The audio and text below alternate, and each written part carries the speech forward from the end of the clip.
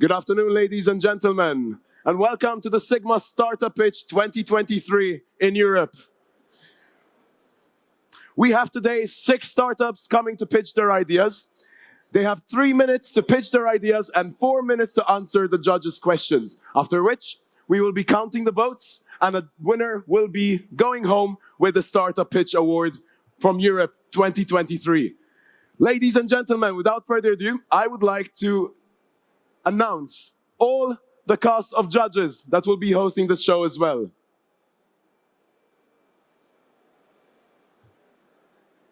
Co-founder, Beyond the Game Network. Andre Fluellen is a co-founder of Beyond the Game Network. He played 8 years in the NFL as defensive tackle for the Lions, Bills, and Dolphins. Susan Breen, partner, Miss Conderea. Susan Breen is a partner at Miss Conderea's top-ranking betting and gaming group within the innovation department. Susan's practice spans both corporate and M&A, as well as regulatory and commercial advice with over 20 years of experience acting for gambling industry clients. Sean Chowdhury, partner, Long On Capital LLP. Long On Capital LLP is a business that is focused in the gaming and gambling industry.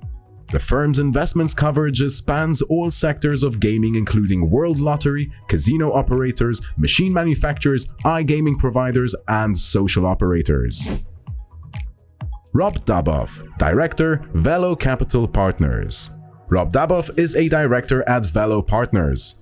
Velo Partners invests and manages a portfolio spanning the global gaming and gambling industry across mobile, online, land-based, real money, social, B2B, and B2C assets. At Velo, Rob is focused on engaging and executing new business opportunities and supporting existing portfolio companies.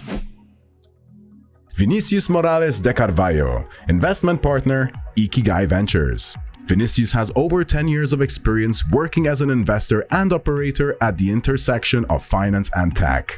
He has been an active venture capital investor at leading funds in Europe and Latin America and holds an MBA from ES-ADE.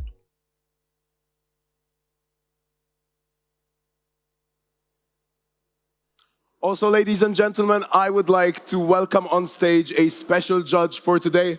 Give a round of applause to Alex Tomic, ladies and gentlemen.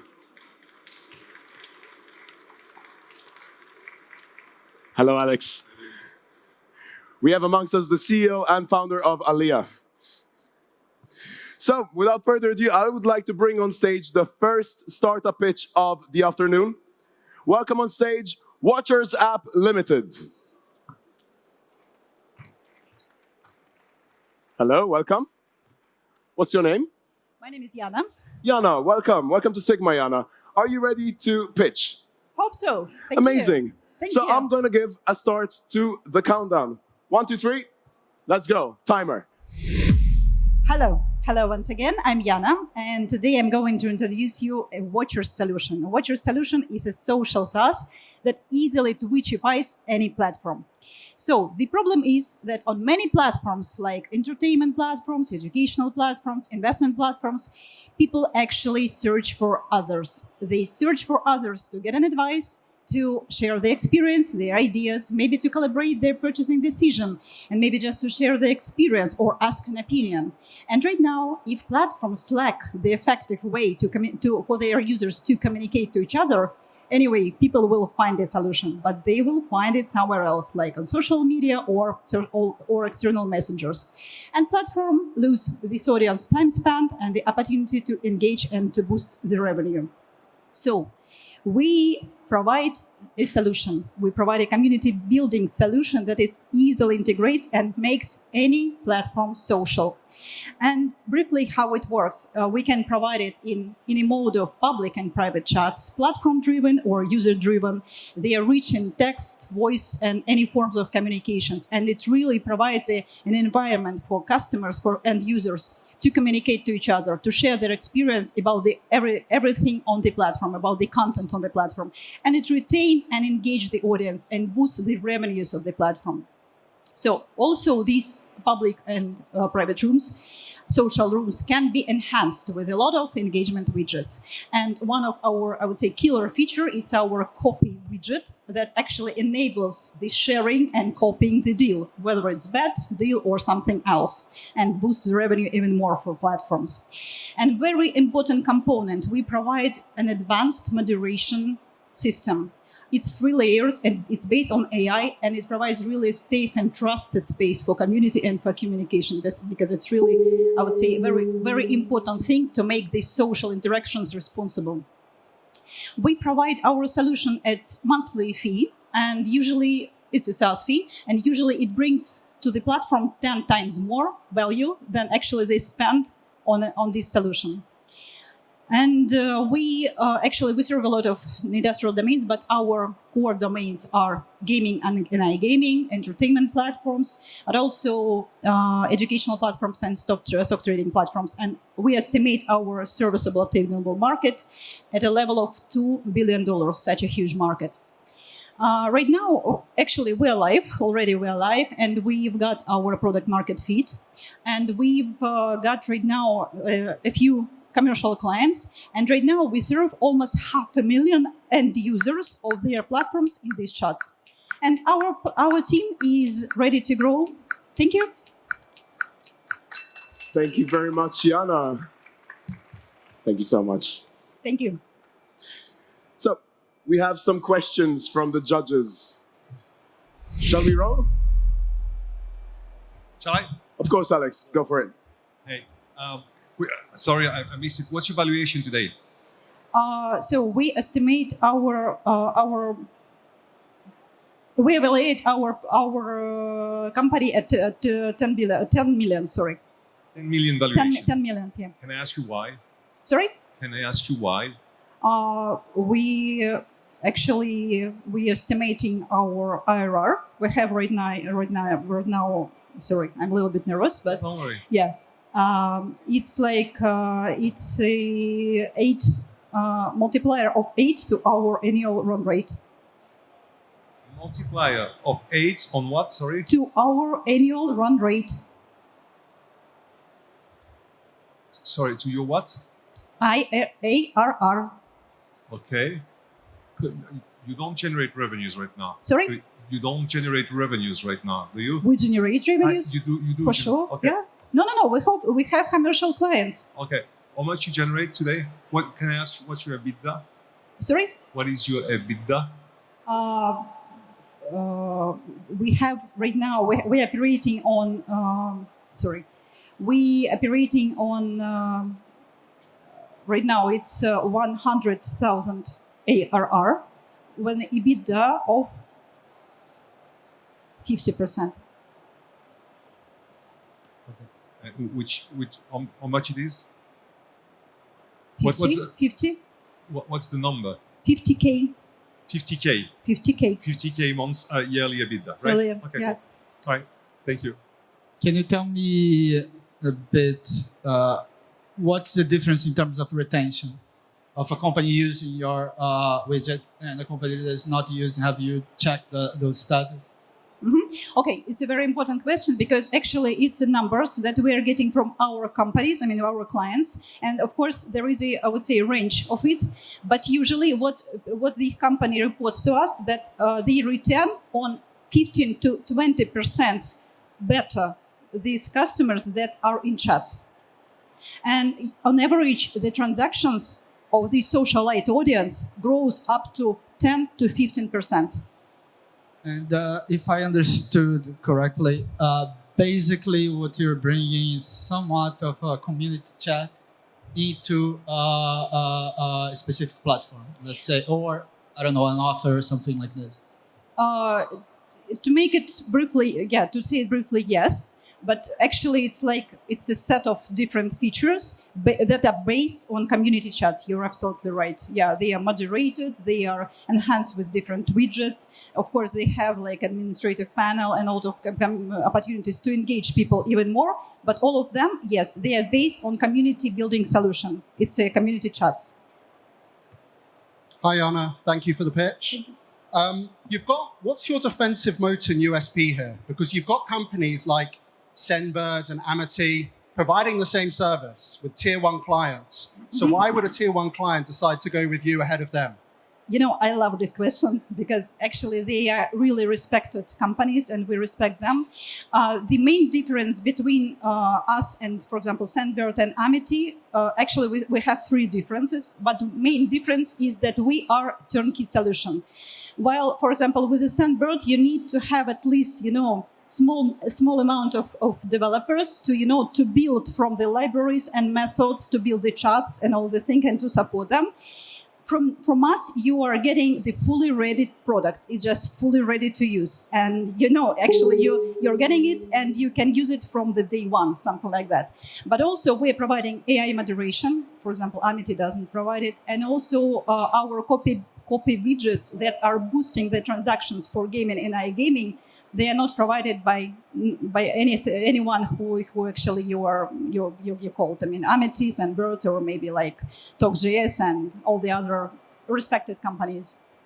Great. So the way I understand it then is you're providing a more personalized solution and focused on iGaming as well, which is helpful. Yeah, absolutely. That's really good. Focused on iGaming, that actually boosting the revenue for iGaming. Hi, can I just go back to an answer you gave about retention and understand if that's a different answer to the stickiness rate that you're talking about? You said you've got 2 times higher adoption in comparison to your competitors. How are you determining those stats? I am sorry, I'm gonna have to stop you right over there. But however, we will start the questions from the other side this time around. 4 minutes are over. I'm so sorry. Thank you very much, Jana. Thank you very much. From Watchers app, ladies and gentlemen, another round of applause, please. Okay, so the second pitch. Welcome on stage, Unique Sports Tech Limited. Hello, good afternoon. Hi, Anatoly. Anatoly, nice to meet you, Anatoly. How do you feel? Are you ready to pitch? Fantastic, yeah, fantastic. Fantastic. So shall we give a start to the counter then? Yes. Does everybody hear me? Yes? Yeah? Let's go. Okay, first of all, thank you, SiGMA, for this chance. Second of all, I'm here to present a risk-free sport product. So, we are from Sweden. We grew up with this product. This product is in a lot of countries. It's like Toto Calcio in Italy. You have it in Azerbaijan, in Morocco, in Finland, in Sweden, in Norway. It's a simple product, really simple. We take a Saturday. It's a game on day. So we predict 13 games. We're going out with it 13 games, and you need to get 13, 12, 4, 11 right. So it's a pool product. It's a risk-free product. That means that the players collect the pot, and from the pot, operators take their rake or share or percentage and give it back rest to the players. And what we are doing is that we're creating our main thing is that we are creating a world pool. And all the operators we have been talking with, they are like, that is, wow, that's fantastic. It's because people have tried it, operators have tried it, but it's really difficult to get the players to play when they have it's difficult to build a big pool directly. But with our operators, what we have signed, we see that our world pool will be huge. So it's that what's taking the customer want to play the product. Because it's a simple game, and it's like you play with the small money and you can win big. You can play with 10 cents or 20 cents, or you can play with $10 or 20 euro. It depends where you are in the world. But everybody contributes to the pool equal amount of charge, equal amount of money. So it's a really simple product, and players, we want that you live on hope, so everybody can join it. They can play a coupon with a line and pay 10 cents and be part of it. So we try to collect all the players and create a big pool like Euro jackpot, more or less. So it's very simple, straightforward, and it's a social game as well. You shouldn't start to play when you're 9 years old, but I started to play that. I loved football, so I started to play it when I was 9 years old almost. And because it's so, I played with, I take €1 from my parents, or 10 krona, and I played with my friends on it. So it's a social game. You don't need to pay much or spend a lot, but it's a quantity we want.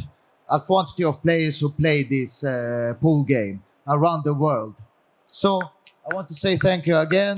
I had a lot more to say and a lot of more slides, but I wanted your attention, so I tried my best. Thank you. Thank you very much, Anatoly. Thank you. Thank you so much. I would like to start off from Susan. I'm so sorry, we cut you off so short before. Of course, Susan. Hi, Susan. Hi. Thank you. Right. World Pool. Basically, the product would be very similar to the Svenska Spels product. Yes, exactly. Okay. Similar. But across the globe. Now, you're not really talking about the whole world, are you? How are you going to navigate regulatory issues by continent as well as by some jurisdictions? The States versus Africa versus Europe. Exactly. We go from case to case. In a lot of countries, you don't need it. In Sweden, for example, you need a B2B license. Then we apply to B2B license for our operators. For instance, Nigeria is a huge market. We are one of the biggest companies signed there. Then they have their regulations. All different countries, Azerbaijan have their regulations, Morocco have their regulations. We can be a part, we can make a contract with governments so they can have it in there for the country. We can make the pools not only world pool, they can have it built for instance, we have a famous hockey legend who come down to us, and his idea was to take it to US, to NHL, because you can create this pool with different kind of sports. So different case by case. So one quick follow-up to that. You're going to have an overarching set of terms and conditions, but also relevant terms and conditions by reference to the country which you're targeting. So quite complicated set of just... No, it's not really complicated. Stuff. All different countries have the rules and we just apply to them. Okay. Yes, thank you. Okay, thank you for the presentation. So I do have a question in regards to Susan. You're explaining this as a worldwide pool. Yes. And so now if there are different regulations that limits the pool that is no longer worldwide, and so does that change the way that as a customer, as a user, does that change the way that I would look at it? Because now it's not a worldwide pool, and that could limit my winning. So how do you counteract that thought process that I would have? If I understood, maybe I don't understand the question so good. I'm sorry for that. But about the regulations. Well, not the regulations per se, but this is being explained as a worldwide pool. And so now that there's regulations where it's not a worldwide pool anymore, so as a customer, that could limit my chances for winning. And so it just seems like it could be a little misleading that it's a worldwide pool when it potentially is not. Oh, no, it is, because all the operators that we are signing, they are in that pool. Everybody's playing there. So it's not misleading at all. So everybody's playing there. The operators who are allowed to play, who will get the license and who can play and be a part of that. And yes, it will be a more quantity of players who are playing. Maybe it will be 100 who have 13 rights, while in Sweden maybe one will have 13 rights. But still, people are living on hope, living that, no, this time I will be the one who take home 5 million euros or something. Yeah, I don't know if I answered correct, but I tried. Alex? Yep. So if I understood your product correctly, it's a kind of aggregated bet, right? You need to win bet after bet after bet after bet. There's a very small possibility to win, but when you win big, right? No, it's like 13 games. You need to predict Manchester City, Manchester United, Manchester City win. Liverpool, Luton win. You need to have all that correct. Yes, all of them, the 13 rights. Okay. Or you have 12 or 11. So you split 60% to the first pot, 20 to the second, 20 to the third. Okay, and you wouldn't win anything if you don't do the 13 one. You don't win. No, you don't win anything. But then if you do the 13 one, you win a big amount. Yes, exactly. Like- and you have more chances to win if you can. You have different system. I get you. In Sweden, 1 krona, you can play one line. All right. But if you put 100 krona, you can have different options, different systems. So you have Gotcha. more chance to win. One last question. Is the type of game that's very popular in Africa, right? Really popular in Yeah, I Africa, got you. Sweden, Finland. Sweden have 50 million in turnover a month on this game. And we only 10 million people. Got you. Thank you. So Nigeria is 220 million people. Yeah. For instance, or US, or yeah. Thank you. Have you gone to market yet? How is the development of the platform? I didn't get an understanding here. You have a client already? No, Is the we software started in set up? January. Now we have signed the operators. They start with integration because we want to start everybody at the same time, so the pool will explode at the same time. So they're interested for clients to play. Yes. Thank you very much, Anatoly. Thank you very much. I tried my best. Ladies and gentlemen, Unique Sports Tech Limited. Okay. Congrats. Okay, thanks.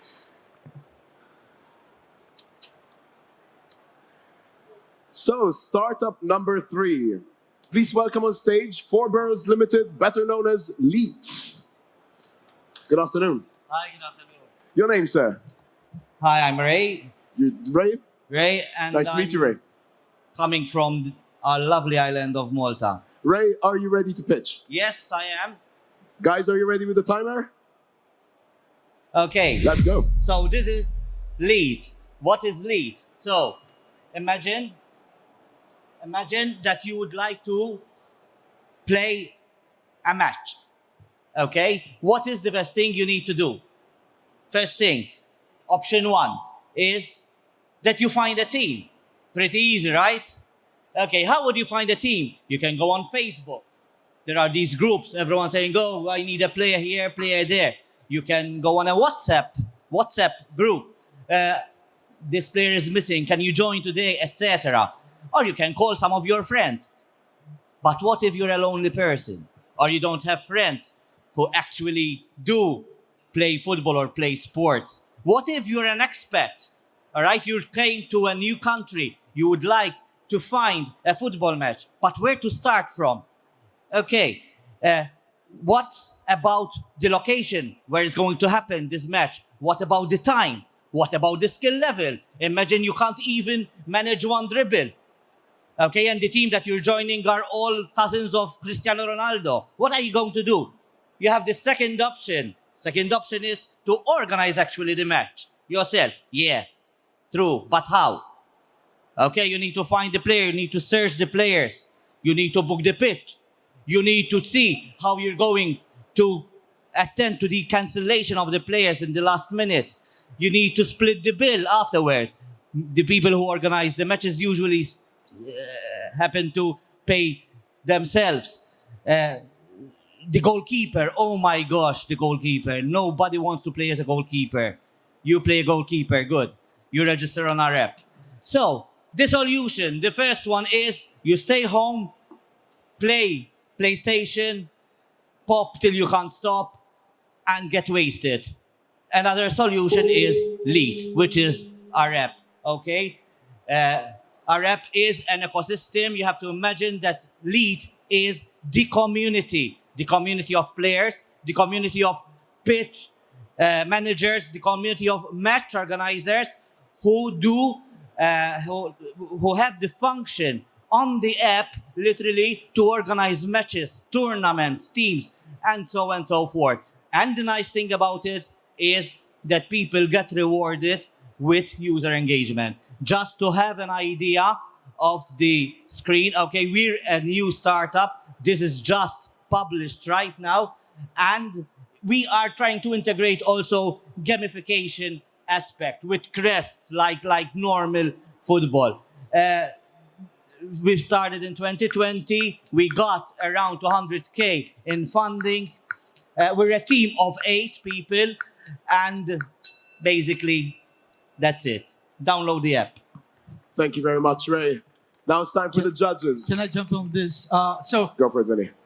I'm Brazilian. We're a fanatic about football. Yeah. And we have 3 developers from Brazil. There are several apps like this in Brazil and Yes. several in some other countries. The problem that I see is first of all, not taking anything away, but you're based in Malta, which has a very small population. Yeah. Okay. And all other apps that I see, they tend to be a localized solution. As in, for you to have this app for everyone to use, you need to target one market and you need to target one big market. You cannot target Brazil, US, I don't know, Germany at the same time because you won't have the pool of players available. You won't have all that. Yeah. So where are you going to launch first and what's your strategy to launch this? So our strategy, first of all, is that it is a free solution for all. So you don't even need But to I mean, download in marketing whatever. efforts. And marketing, we started in Malta. We've started already have a base of 1,500 users.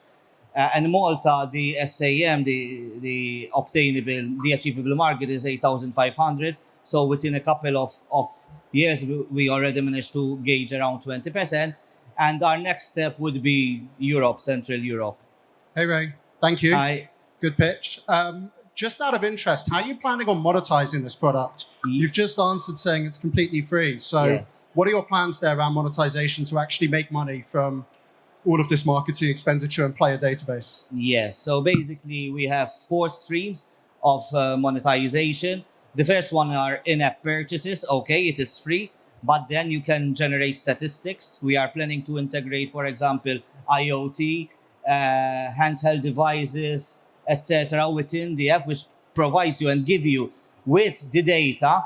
And obviously, for those kind of then solutions and functions, we are also charging. For example, you can create a team on the app, you can challenge another team on the app, but then to take part in a tournament, the tournament organizer, not the team, the tournament organizer has to pay something small to us. That's the in-app purchases. Then we have the third-party services. It's an interesting idea as well. For example, in football, for expats to travel from their home to their pitch, sometimes they need a cab. So we are trying to integrate also within our services a taxi service, a cab service, pitch bookings as well. It's a third-party managed service, and so on and so forth. There are physiotherapists, training, etc. We are trying to look at it from a different angle because you mentioned other apps. We are trying to build the community and not basing our app like many others on the income generated from pitch booking. We're not interested in that. We're interested in the affiliates in the third party, and then the third stream are partners, business partners and sponsors with whom we are willing also to come into an agreement and share anonymized data as well. Thank you. Cheers. So in 2021, you guys were here before, and you pitched as well. And one of the statements that I remember that pitch was, in 2 years' time, where will you be? Yeah. And so the thing that I want to know is, have you hit your metrics in the last 2 years since you've been here? And also, when I judge pitch competitions, I always look at not what the company is doing now, but which company do I think can be the biggest? So 2 questions I have are, have you hit your 2 years metrics since you've been here? And also, what are you doing to make this company bigger than all the other companies here? So since then, we had quite a good journey. We managed to get funding. We get 200,000 funding for now. So now we managed to build a team of 8 people. We developed a new app. It's a cross-platform app. You can even download it, whatever, now. So that's it. Thank you. Following on from Andres, where do you think you will be in 12 months' time? And 12 months' time, hopefully we will manage to finish off the development of the app. The app is not yet fully developed. We have the basic. So, for example, to find a player, to find a match, okay, that we have it. We have the setup. It's fully functioning. But we intend to do other things. And also we carried out a study on how we can manage to include gamification, IoT, metaverse, etc. And we hope to start implementing these features and functions also in the next few months. You mentioned Europe as market to go. Can you tell me, pinpoint exactly the countries? Because Europe is too broad. first we start definitely with Italy, which is very close by. I'm going to have to stop you guys right over there. The 4 minutes are up. Ladies and gentlemen, a round Thank you of very applause much. for Ray from Leet. Thank you very much, Ray. Our fourth company, fourth startup, welcome. We, the Bookie. Malcolm, welcome. Thanks. Hello. Are you ready, Malcolm? I'm ready. Timer, let's go. We the Bookie is going to be the largest online B2C sportsbook operator on the planet. Currently in the industry, one of the main problems is that all of the other operators are swimming in a sea of sameness. They're really very undifferentiated. What does this mean as a problem? It means that they have to spend an awful lot on expensive marketing at very low conversion rates because they're not actually presenting any value add to the customers. And they also depend heavily on the affiliate industry, which is very expensive for marketing also. And this problem carries forward to the consumers, the customers, because with all this money being spent on marketing and affiliates, there's very little left over for any meaningful bonuses. And, you know, it's just not a very good customer experience either. So an elegant, nuanced, but powerful solution is to simply offer our customers half of our gross gaming revenue. How does it work in reality? At the end of each month, we take our accumulated gross revenue from bets and give half to our losing customers in direct proportion to how much they lost that month. We did a trial run from January to June this year, and in every month, the customers will get somewhere between 0 and 50%. 0 if we have a losing month, 50% if every single customer lost. In reality, our customers experienced our WeShare, what we call our WeShare cashback program, of between 21 to 48% back each month. So in June, if you lost 1,000, you got 480 euro back into your account.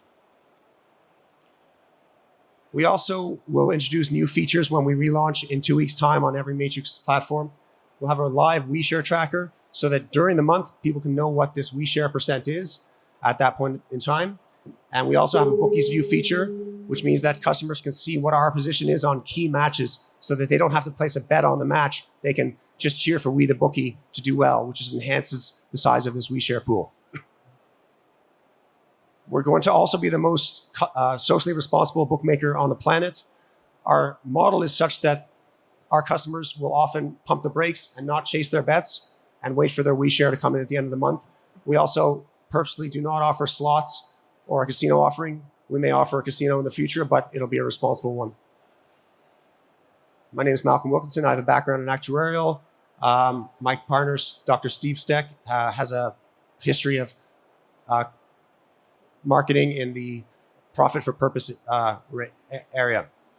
And we're doing a bridge round right now. We've done a lot on the 100,000, 150,000 we raised before, and all are welcome to our bridge round. And these people, we'd like to talk to them about scale globally. Thank you very much, Malcolm. On to the judges. Hi, Malcolm. I'm eager to ask you a question here, just because I just want to understand the user economics here. So typically in retention promos, operators offer 5 to 15% back in retention promos. You're offering 50% back, and at the same time, you're only offering a sports solution. So for me, I'm trying to rationalize in my head, how are your user economics going to work here? Yeah. Have you done any work on customer lifetime values, return on investment, just so you can understand how long it is and LTVs? Yeah, happy to send you that spreadsheet after. But essentially, one of the key metrics that we're going to crush the competition on is retention. We've already seen that our retention is going to be almost perfect. We're only going to lose customers through death, stop gambling, or moving to another jurisdiction where we don't operate. And then we're going to build through lower customer acquisition costs too, because we actually have something of value. Plus, there's going to be a viral refer a friend program because ours is kind of a cool thing. So we do have an economic principle that is profitable, and we're not giving 30 to 50% to affiliates either. Just to understand, to quantify it though, I mean, you're in UK and Ireland, customer acquisition costs are about 120, 130 pounds, even higher, maybe 150 for iGaming. I mean, what are your lifetime values? What's your return on investment here? When are you actually breaking even? We're breaking even when we have 5 to 10,000 customers, and we plan to do that in the second year. And our estimate on customer acquisition costs is €75 because we have something better to offer. Okay, thank you. Alex? Oh, so in terms of your audience, because I am trying to wrap my head around it, does giving to the loser, does it take away from the winner? And there's a reason for that question, because there are two type of gamers, so to speak. There are gamers who love to win and gamers who love to play. And so as a gamer who loves to win, is me, mitigating my losses, does it take away from my wins? No, the winners actually take away from the losers. So if you're a winner every single month, our model doesn't actually offer you anything better than our competitors. But when we have fewer winners, our losers get the benefit. So our model actually attracts the casual punter. And in our first 6 months, that was proven out a little bit, where our average GGR was 21%. Hey. So basically, if I understood correctly, you have a cashback program on losing bets, right?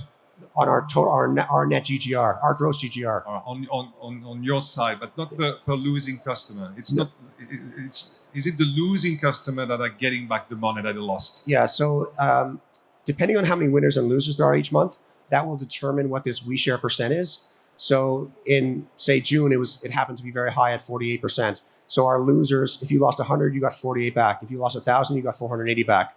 I think the month before it was 35%. So 35, 350. So it's going to be the same percent for every customer, but that percent will change every month depending on the distribution of winners and losers.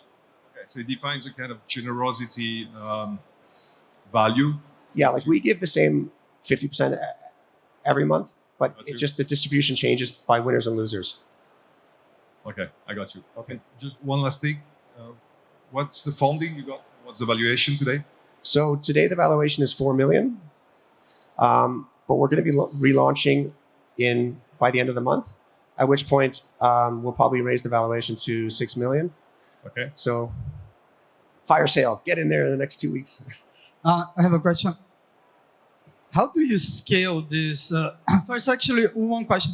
Are you selling this? Are you marketing this as 50% you get back every month? That's what I'm getting back. This is the amount that you're putting, 50%.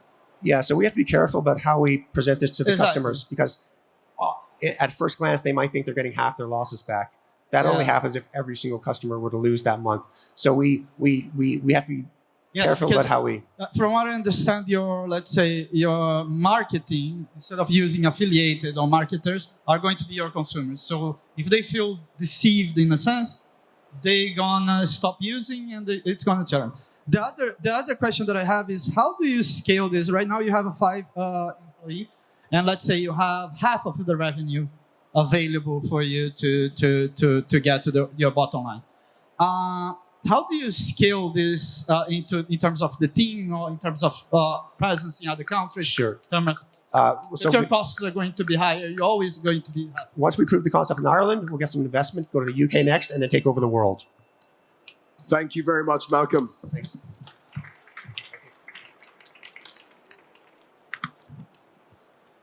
So our next startup would be 8-Bit Gaming. Hi. So quick. Georgie, nice to meet you. I'm David, actually. Oh, you're replacing Georgie. Okay, David. Welcome, David. From country of Georgia. From country of Georgia. Okay, so we still have a Georgia over there. Okay, David, are you ready to pitch? Yes. Are you guys ready to set the timer? And let's go. All the best. Hi, everyone. So, year is 1894, when the first slot machine was created. Movies weren't around yet for another year. Flight was not around. Even people thought flight was impossible, but slots were around. And slots went to become huge part of the gambling. Now fast forward about 90 to 100 years and internet comes along. Online casinos are created, and the creators of first online casinos did the most natural thing. They just digitized the land experience. They took everything from land and created digital versions of this, including slots. And today, for an average casino, like in most parts, it depends, but in most parts, 70% of revenue would be from slots. But fast forward another 30 years, here is like 2017. In my hometown of Tbilisi, Georgia, programmer is surfing web, he likes crypto, and he stumbles on a game that he thinks that crypto people like, and he thinks will be good for fiat. He adopts it for fiat, launches on one of the Georgian casinos, and something like of a revolution happens. This is a crash game which becomes instantly huge success, like creating one game, creating huge revenues. Then other players, other providers in our country start creating similar games. We were one of them. We were on this market by the time. And literal billion-dollar companies, brands like Aviator and Jetix are created. So this shows us, what we think this shows is that the slots, yes, they are very interesting, but the market is ripe for innovation. Market craves innovation.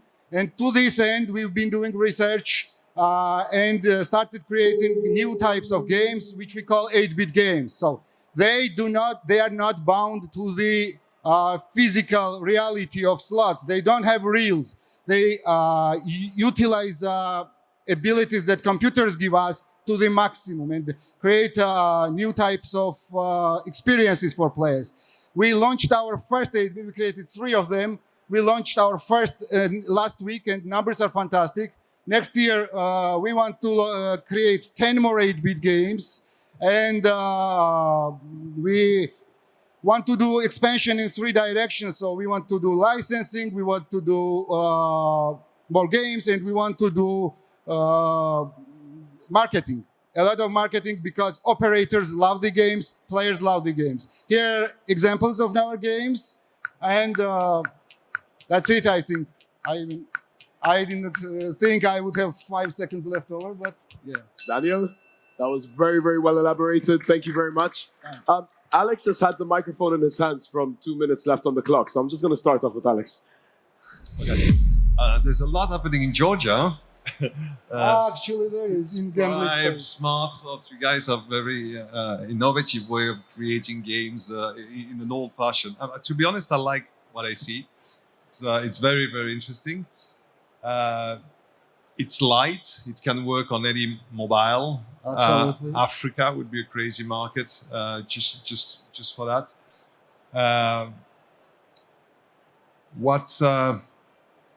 What are you looking for? I mean, how much are you looking for? We would like $2 million. Okay. Because a lot of expenses on licensing and marketing. But actually, you mentioned Africa. I would like to answer that. These games are not just for Africa, because as the theme of these games, we chose the computer games, legendary computer games. And millennials of European and Latin countries, they grew up with games. We're targeting millennials, and they love it because it taps in their nostalgia to traditional to computer games, of legendary computer games. 2 million for which valuation? I think 20 million would be fair for... Wow. Yeah. No, wait, what justified 20 million? Well, we have product, we have traction, we have team. I mean, we are not your classical seed stage startup. Okay. Do you have positive EBITDA? Do we have what? Positive EBITDA. Are you making money? Yes. As I said, from 8 bits, we are making small revenue because we launched them last week. So it's just growing. But our other company also has slots where we are making money. We have also crash games, and we have... But the 20 million is for this, not for the other company. At this moment, it would be very hard to separate these 2 companies. But we can go both ways. But right now, the 8 bits niche is very closely with our existing company. So that is up to negotiations. It will be separately or together. And if we go separately, it could be, the valuation could be negotiated also. Cool. Thank you for the presentation, Georgie. We've also got another branch of Velo called the R&G Foundry, which is the most active investor globally in independent slot studios. So what I see here, I like. It's differentiation. It's nice. It's good to see. What I wanted to know is, what's going to be your route to market? So are you planning to go direct integrations with operators? Are you going to go via aggregators? What are you thinking here? Now, we are considering all the options, obviously, because we want to reach as much operators as possible as soon. But we right now we have a lot of direct integrations, and we have also through aggregators. We reach operators also through aggregators, and we are very flexible with integrations because we have experience doing reverse integrations, etc. So we are very flexible there, and we would consider all of the options. Okay, great. Thank you. Just something on the design of the game. Does the design carry over into user experience, not just user experience, but graphics, sound, music, sprints? Is it a true 8-bit experience?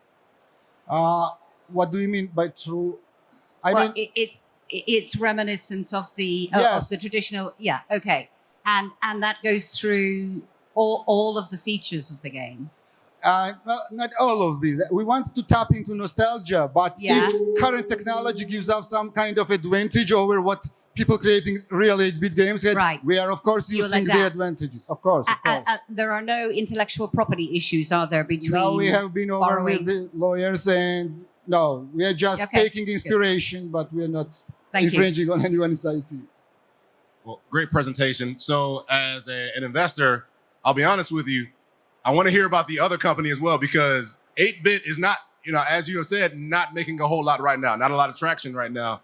But you did sprinkle in that there's another parent company behind it. Yes. And so, we would like to know, I'm sure everybody else would like to know more about that parent company as well, because, we're all here investors and we would like to know about that. So, is there any brief information that you could give me about the parent company as well? I have 10 seconds, so I will try. We have 30 people, 7 years in existence. We are big in Georgian market, and we started going international like last 2 years, and so we can continue.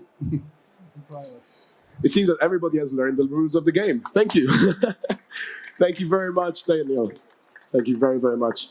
So, last startup for today, we have TRIION Gaming. Welcome on stage, Daniel. Hello, hello. Are you ready to pitch, Daniel? Sorry. Are you ready to pitch? Yes, sir. Amazing. Gentlemen? Hello, everybody. My name is Daniel, and I'm founder and CEO of TRIION Gaming. And today I want to talk about the immersive live casinos. We were investigating a lot, and we found that a lot of operators and providers want to enter the virtual space, but there's a couple of barriers on their way, such as an uncomfortable VR experience for the live dealers. At the same time, when we hear the metaverse term, people usually think that it's all about the crypto payments, which is not comfortable payment method for everybody. And of course, customer trust. A lot of people heard about the casino examples which were launched on the metaverse and they accidentally closed. We bring the solution on the table here. We developed the artificial intelligence which can track the live dealer's body without any gadgets and transfer the movements into the virtual space. At the same time, with the API connections, we are letting players to deposit and withdraw directly from their trusted operator. Like that, we are bringing the customer trust, because players know that they're still dealing with their operator, with their trusted operator or provider. The concept is here. With unique artificial intelligence, we are tracking the body of the live dealer, sending this information into the latest game engine, which is Unreal Engine, and everything happens in the branded private studio of the operator. When the live dealer is dealing the cards in the real life or making the spin at the roulette, exactly the same is happening in the virtual space. And as an extra feature to make this experience more immersive, we're bringing face expressions to the avatars, lip sync, eye sync, and voice recognition. So it's a full live casino experience. Let's talk about the numbers a bit. iGaming market was valued in 2022 as $63.5 billion, and the growth projections are 11.7% from 2023 till 2030. So here at this conference, we all know that this industry grows extremely fast. And now I would like to show you our projection based on what we are offering. Our business model is that we are offering to operators to rent the tables in our space. And let's say if we have rented out 50 tables, our projection for the revenue is 1,800,000 a year. And competition. So as a live table providers, of course, our competitors are companies like Pragmatic, for example, or any other live table provider. But here's the difference. Let's imagine you have a casino in Malta and you want to target, for example, Japan. We can create a studio which will look like in Japanese design, create an avatar which look Japanese, and when another artificial intelligence, we can translate the speech of the live dealer to the Japanese from English, for example, on Go. Like that, players will feel comfortable in the environment which the operator provides from any other country. This is not everything what we are offering. We have as well immersive experience for the slot games, but this is an extra feature which I would like to talk a bit later about. Daniel, thank you very, very much. How do you feel? Well, I'm excited about the questions. Good, good.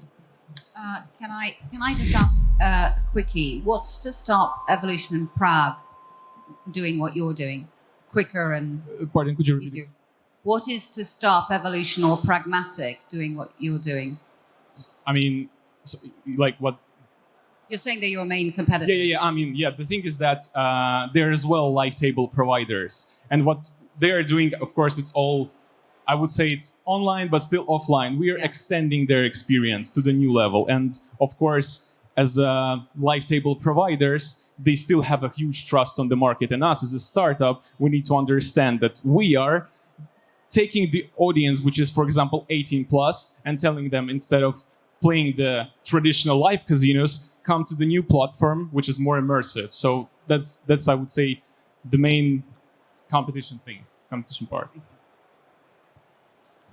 Can you just explain this to me from a licensing perspective? Because Evo and Prague have all the licenses in place in relevant jurisdictions. Yep. Do you have these in place? I mean, my understanding is you're just going to integrate with an operator. You're going to provide their technology. Hopefully, they've got a studio. Like, just the practicalities. I need to understand it. Yeah. So for us, we just have to have the B2B license because, for example, all the payment stays on the operator side, so we don't have to have the payment license. As well, if we speak about RNG, we're streaming the results of the cards from the live studio to our immersive space. So we don't have to have the RNG as well. All what we need to have is the B2B license. But which operators have this? The reason they go to Evo and Prague is because they don't have this in place. Yeah, I mean, we should go for example, the Curaçao or NGA license, like any other providers, because we are platform providers. So what I'm meaning to say is which operators have all of these systems in place, have a live casino in place to be able to do this? You're talking about only the biggest operators in the market who potentially have insourced this. Well, I mean, the thing is that we are not offering the solution only to the big operators. So the whole thing is that anybody can join. And the examples I mentioned, they are providers. So they are not our target audience. They are our competitors. Our target audience would be like, for example, PokerStars or William Hill. So we provide a solution to the operators, not to the live table providers. Do you have any customers signed up to this point? Any client? So we launched we finished one of our products just a week ago, and that's why we're here at SiGMA. We are hunting the clients. To be honest, and it might be just me, like peak timing for anything metaverse-wise, it has been proved for the past years that it's not the right timing. We're still going to get there, but right now was not the right timing. That being said, I'm very curious about the AI technology that you developed. Can you comment a bit? It's like proprietary technology. Did you think of any other application for this technology instead of this? I would like as well give a quick comment about the metaverse, that it's not the right time. Well, it very depends how you think about this term. This is just a term. We are extending the current experience to the new level, and that's the main goal. We can call it virtual space or the metaverse, doesn't matter. I mean, mainly, when I say this, is mainly technology-wise, we are not there. Either the headsets, either the experience, either the customers, we are just not there. It happened that, for instance, YouTube was not the first streaming platform. It was just the one that went to market at the right time. That's why I'm saying with the metaverse. But now I'm more curious about the AI application. If you thought of any other application for that. Yeah, I mean, with this AI, it's as well usable even for the current live casinos, because the idea of creating the solution for different markets is still there. You don't have to have the metaverse or virtual space developed specifically for that. It's integratable even in current live casinos. So it's a very important part.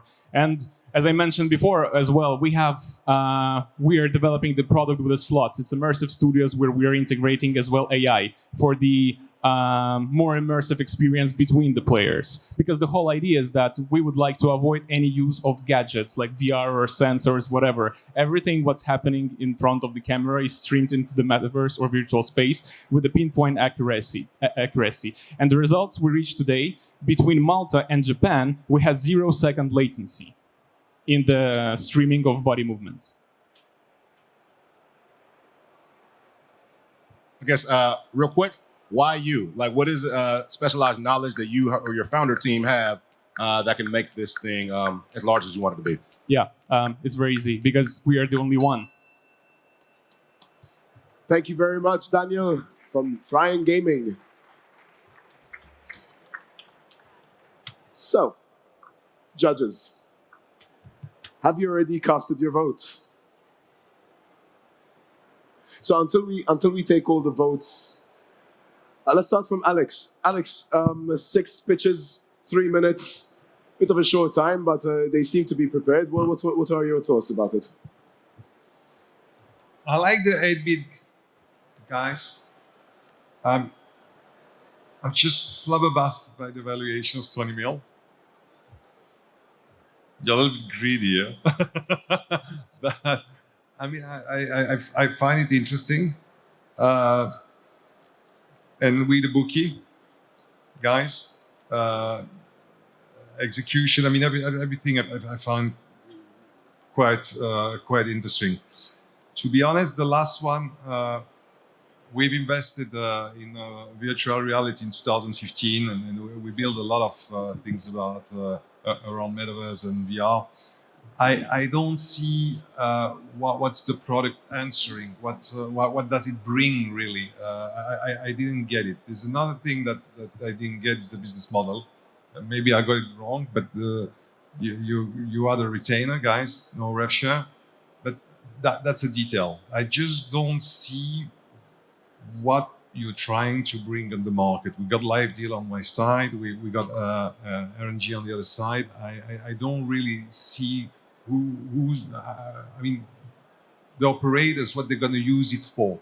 If they don't have a VR environment or metaverse environment, which we don't have today, what we're just going to play it like on a mobile, or so what does it bring? I just can't see it. Fair point. Thank you very much, Alex. Vinicius, how do you feel about the whole?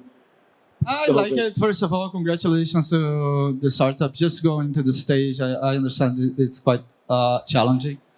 I do think that sometimes, and I've been doing this pitch, I think, for the past 2 years. I do think that sometimes some startups, they prepare so much for the pitch that they forget certain details about their business. Like, you ask for certain, simple things, like what's your EBITDA, what's your retention, or things like that. And I don't know if they get nervous or if they prepared so much for the pitch that they forgot the details that they were supposed to bring. 3 minutes is a short time. Yeah. But I think, I should be more careful and more understanding on that. More paced, you would say. Yeah, more paced. Less Brilliant. on the pitch and more on the details, because in the end of the day, 3 minutes is not enough to know a company.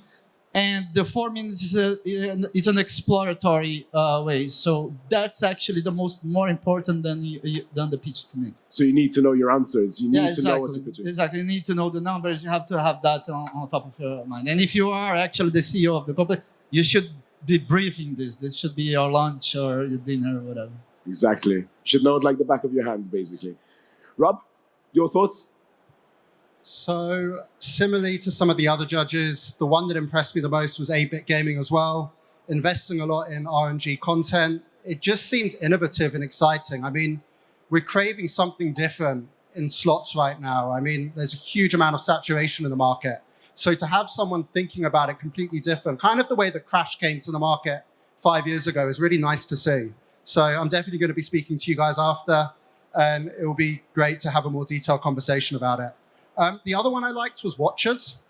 So I think to have a built product, to have revenue, to get this far is tough. And if you look at some of the other businesses that are here, they're still in trial, and they're still, some of them haven't even generated revenue. So to be able to get 100K ARR, I assume that's circa 7 or 8 clients, to have built a business in the B2B iGaming space and actually get clients is a really, really tough mountain to climb. So I'll definitely say well done to that team. And then to the other businesses, just to get to the final stage. I mean, we reviewed 50, 60 businesses to pick the 6 to get up here. So really well done to all of the other businesses to have got this far. Actually, this calls for a round of applause, ladies and gentlemen. 56 startups to 6 startups. Wasn't easy. Susan, your thoughts, please. Yeah, I agree with that. I mean, it's nerve-wracking getting up here. It's not just the presentation, but then it's the questions that are going to get fired at you, and you just don't know what's going to come. So well done, everybody.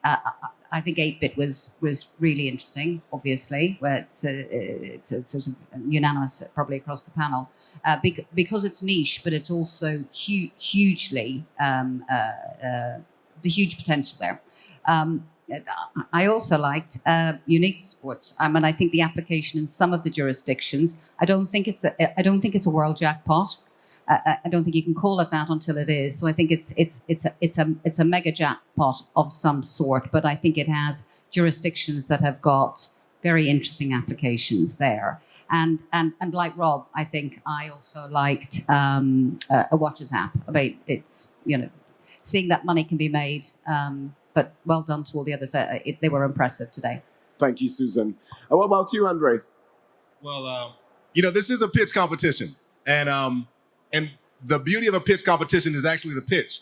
And I want all founders to know that even if you don't know all your numbers sometimes, you can actually make me forget about that by having the most compelling pitch ever. And so that's what I like to look for. And I think that the founders did a good job and could even take it to another level in terms of their pitch. For my company, I would say We the Bookie was the one that stuck out to me the most. One of my investment requirements that I have is I look for the founder and why the founder could make that particular company go. And so for the founder to have it to be an actuarial, and we all ask the question, well, how in the world are you able to give 50% of the losses back? Well, I'm sure an actuarial would know that. And so so that's what I look for. So that's what stood out to me. But all the presenters did a wonderful job. I would say 8-bit as well. And also Watchers as well. Watchers is one that I'll be watching out for, no pun intended.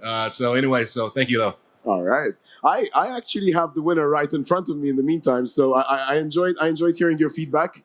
Was compelling. Maybe this is something that the future startup pitches can already take in consideration for the next time. We will be having our next startup pitch in Dubai next February. Ladies and gentlemen, I know we all want to know the winner, so I'm just going to go ahead and walk to my award. Just going to make some suspense over here. Ladies and gentlemen, the winner of the Europe SiGMA Startup Pitch goes to 8-bit Gaming.